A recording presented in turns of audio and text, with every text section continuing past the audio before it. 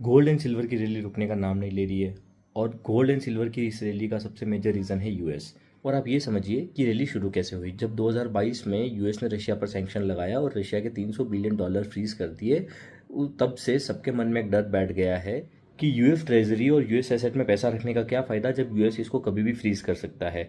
तो तब से सारी कंट्रीज़ के सेंट्रल बैंक जो है वो दबा के गोल्ड बाय कर रहे हैं। पिछले 3 साल में 1,000 टन से भी ज़्यादा गोल्ड की बाइंग हुई है और पूरी दुनिया में गोल्ड रिजर्व बढ़ रहे हैं और डॉलर और यूएस ट्रेजरी जो है वो डंप की जा रही है।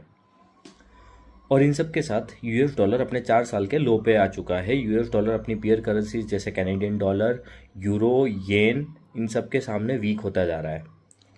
और जब रिपोर्टर ने वीक यूएस डॉलर को लेके ट्रम्प से क्वेश्चन किया तो ट्रम्प का जवाब था, a weaker dollar is a great. Mr. President, with the current value of the dollar, do you think it's declined too much? No, I think it's great. I mean, the value of the dollar. Look at the business we're doing. No, dollar's doing great.